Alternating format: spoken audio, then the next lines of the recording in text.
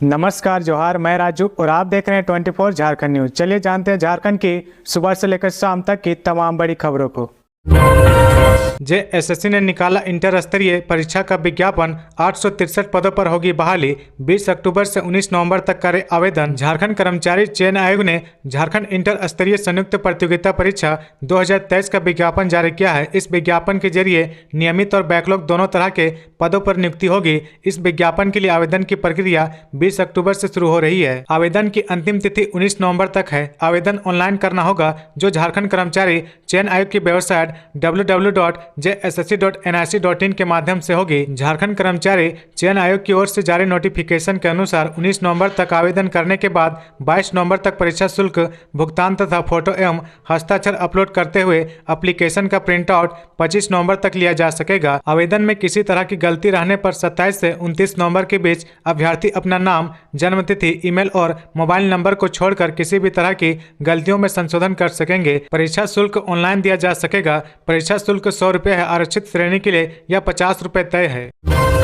झारखंड के सरकारी स्कूलों में 5वीं कक्षा तक के शिक्षकों को मध्य विद्यालय में प्रोन्नति के लिए पास करना होगा जेटेट। राज्य के सरकारी स्कूलों में पहली से 5वीं कक्षा तक के लिए नियुक्त शिक्षकों को मध्य विद्यालय के शिक्षक के पद पर प्रोन्नति के लिए झारखंड शिक्षक पात्रता परीक्षा जेटेट पास करना होगा। स्कूली शिक्षा एवं साक्षरता विभाग द्वारा शिक्षकों की प्रोन्नति को लेकर विस्तृत दिशा निर्देश जारी किया गया है। शिक्षा सचिव के रवि कुमार के द्वारा जिलों को भेजे गए पत्र में कहा गया कि वर्ष 2015-16 में इंटर प्रशिक्षित शिक्षक जो कक्षा 1 से 5 के लिए शिक्षक पात्रता परीक्षा पास हैं, उन्हें ग्रेड 4 में प्रोन्नति के लिए कक्षा 6 से 8 की शिक्षक पात्रता परीक्षा पास करना होगा। विभाग द्वारा शिक्षकों को भूतलक्षी प्रभाव से प्रोन्नति देने को लेकर भी निर्देश दिया गया है। शिक्षकों को ग्रेड 4 व ग्रेड 7 में वैचारिक प्रोन्नति नहीं दी जाएगी। विद्यालयों में ग्रेड 4 में कार्यरत शिक्षक चाहे वह प्रोन्नति से आए हों या फिर सीधी नियुक्ति से, उनकी आपसी वरीयता उस पद पर योगदान की तिथि से निर्धारित होगी। हालांकि ग्रेड 3 में वर्ष 1998 के प्रभाव से अलग अलग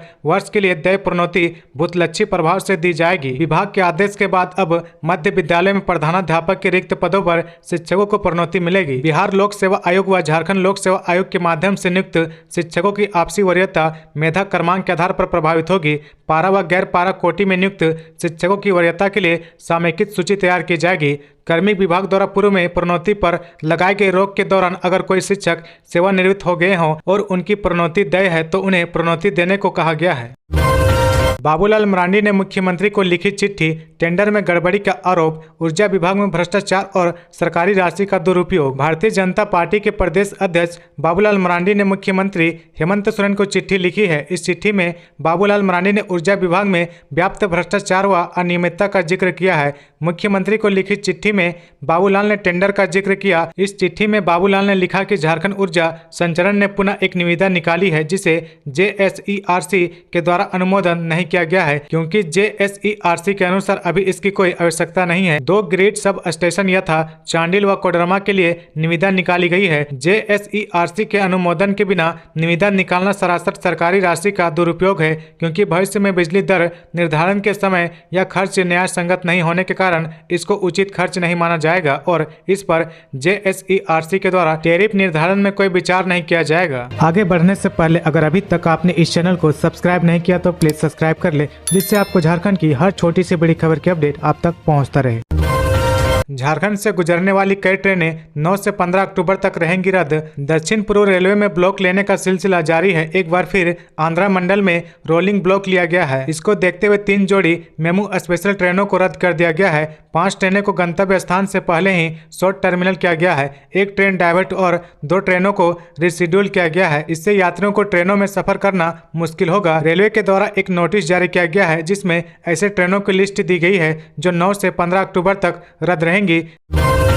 बरहेट की कुसमा संथाली पंचायत में फैली डायरिया, 3 की मौत। घंटों कीचड़ में पड़ा रहा शव। साहिबगंज जिले के बरहेट प्रखंड क्षेत्र अंतर्गत कुसमा संथाली पंचायत के केटका टोला पहाड़िया बस्ती में पिछले 3 दिनों से दर्जनों लोग डायरिया से आक्रांत हैं। बस्ती में अब तक आदिम जनजाति समुदाय की 2 महिला एवं 1 पुरुष की मौत हो चुकी है, जबकि 1 दर्जन से अधिक लोग बीमार हैं। आधुनिक युग में हमारे समाज में कुछ ऐसी घटनाएं घटती है जो हमारे डिजिटल विकास के दावों को खोखला साबित करती है। आज भी कई ऐसे गाँव हैं जो विकास की पहुँच से कोसों दूर है। बरहेट प्रखंड क्षेत्र अंतर्गत कुसमा संथाली पंचायत के मेटर गाँव की यह तस्वीर विकास के हमारे खोखले दावों की पोल खोलती है। इस गाँव में पहुँचने के लिए 2 किलोमीटर तक सड़क ही नहीं है। इस गांव में घर के बाहर चौखट पर कीचड़ में 60 वर्षीय सोमी पहाड़िन का शव करीब 4 घंटे तक ऐसे ही पड़ा रहा। सोमी की मौत से करीब 5 घंटे पहले उसके बेटे भाई 50 वर्षीय बेबो मैसा पहाड़ी की इसी घर में मौत हो चुकी थी। दोनों में डायरिया के लक्षण थे।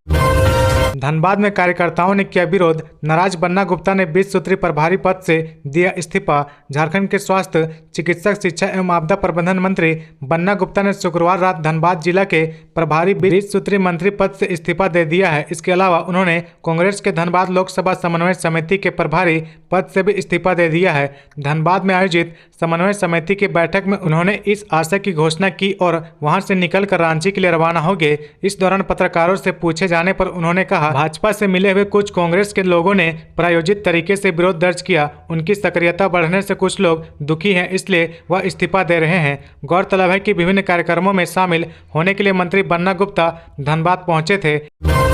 झारखंड में भी उठने लगी जातीय गणना की मांग, नतीजे बन सकते हैं सियासी दलों के गले की फांस। बिहार में जातीय सर्वेक्षण और गणना की रिपोर्ट सामने आने के बाद इस पर सियासी तेज हो गई है। केंद्र सहित अन्य राज्यों में भी जातिगत गणना कराने की मांग जोर पकड़ सकती है। आने वाले चुनाव में राजनीतिक दल इसे चुनावी मुद्दा बनाकर अपने प्रतिद्वंदियों को चुनौती देने की जुगात में है। झारखंड में भी मुख्यमंत्री हेमंत सोरेन ने कहा कि जिसकी जितनी आबादी उसकी उतनी भागीदारी मिलनी चाहिए। झारखंड सरकार ने राज्य में जातीय गणना कराने के लिए केंद्र सरकार को पत्र लिखा है। झारखंड में जातीय गणना कराने के बाद उसके परिणाम कई सियासी दलों के लिए संकट पैदा कर सकता है। यहाँ जनजातियों की आबादी की तुलना में ओबीसी की आबादी बहुत ज़्यादा है। ऐसे में राजनीति के क्षेत्र में इसका सीधा असर पड़ सकता है। खासकर जनजातीय समुदाय को लेकर राजनीति करने वाले दलों के लिए यह सिरदर्द साबित हो सकता है। जनजातीय समुदाय इससे भड़क सकता है। झारखंड को जनजातीय बहुल राज्य कहा जाता है, लेकिन आज़ादी के पहले यहाँ जनजातियों की जितनी आबादी थी, आज़ादी के बाद तेजी से घटी है। इसके उलट पिछड़े वर्ग की आबादी लगातार बढ़ी है। रांची एयरपोर्ट में 42 करोड़ से बनेगा नगर विमानन कॉम्प्लेक्स। रांची के बिरसा मुंडा एयरपोर्ट में झारखंड का अपना नगर विमानन कॉम्प्लेक्स बनेगा। यह कॉम्प्लेक्स अत्याधुनिक सुविधाओं से लैस होगा। कॉम्प्लेक्स पूरी तरह से वातानुकूलित और इको फ्रेंडली ग्रीन बिल्डिंग होगा। इसमें सीसीटीवी, लिफ्ट, फायर अलार्म की सुविधा भी होगी। वर्तमान में नगर विमानन विभाग का कार्य एयरपोर्ट स्थित स्टेट हैंगर से संचालित किया जा रहा है। जानकारी के अनुसार कॉम्प्लेक्स G+ फर्स्ट फ्लोर का होगा, जो 3.15 एकड़ जमीन पर बनेगा। कॉम्प्लेक्स का निर्माण 42 करोड़ रुपए की लागत से किया जाएगा। इस कॉम्प्लेक्स में कुल 24 कक्ष होंगे। यहाँ मुख्यमंत्री, राज्य के मंत्री, प्रधान सचिव, मुख्यमंत्री के सलाहकार के लिए अलग अलग कक्ष होगा। वहीं एक कैफेटेरिया, बैठक करने के लिए हॉल, VIP लॉज आदि होंगे। कॉम्प्लेक्स बनने के लिए निविदा निकाली गई है। नवंबर से निर्माण का काम शुरू हो जाएगा। झारखंड में ट्रांसफर पोस्टिंग, आवास बोर्ड के नए कार्यपालक अभियंता बनाए गए राम बदन सिंह। झारखंड के नगर विकास एवं आवास विभाग की ओर से शनिवार को ट्रांसफर पोस्टिंग की गई। इसकी अधिसूचना जारी कर दी गई है। इनमें से एक ही सेवा उनके पैतृक विभाग को वापस कर दी गई है। कुछ अधिकारी पदस्थापन के लिए प्रतीक्षारत थे, उनकी पोस्टिंग की गई है। राम बदन सिंह को झारखंड राज्य आवास बोर्ड का नया कार्यपालक अभियंता बनाया गया है। प्रियंका कुमारी चास नगर निगम की नई सहायक नगर आयुक्त बनाई गई है। मुक्ति कीरो को चास नगर निगम का सहायक नगर आयुक्त और गोपेश कुमकार को फुसरो नगर परिषद के कार्यपालक अधिकारी के पद पर पदस्थापित किया गया है। रांची क्षेत्रीय विकास प्राधिकार में सहायक अभियंता रहे नवल किशोर प्रसाद की सेवा उनके पैतृक विभाग जल संसाधन विभाग को वापस कर दी गई है। झारखंड राज्य आवास बोर्ड में कार्यपालक अभियंता के पद पर पदस्थापन के लिए अधिसूचित सुरेश यादव को मानगो नगर निगम में उप नगर आयुक्त के पद पर पदस्थापित किया गया है। इधर पथ निर्माण विभाग के सेवा प्राप्त एवं पदस्थापन के लिए प्रतीक्षारत राम बदन सिंह को झारखंड राज्य आवास बोर्ड में कार्यपालक अभियंता के पद पर पदस्थापित किया गया है।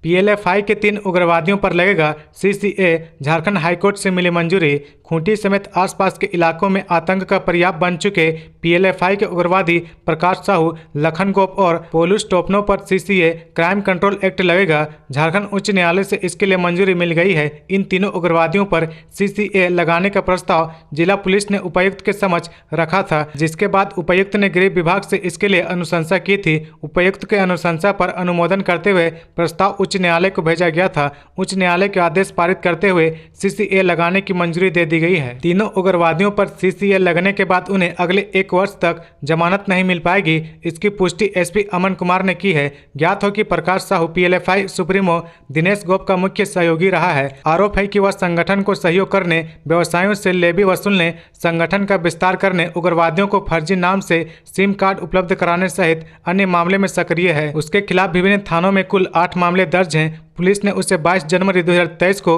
गिरफ्तार किया था। तो ये थी आज की झारखंड की टॉप बड़ी खबरें। इसी तरह झारखंड की हर छोटी सी बड़ी खबर देखने के लिए आप हमारे चैनल 24 झारखंड न्यूज को सब्सक्राइब करके बेल आइकन प्रेस कर ले, जिससे आपको झारखंड की हर छोटी सी बड़ी खबर की अपडेट आप तक पहुंचता रहे। तो आज के लिए बस इतना ही। हमें दीजिए इजाजत, फिर मिलते हैं नेक्स्ट न्यूज में।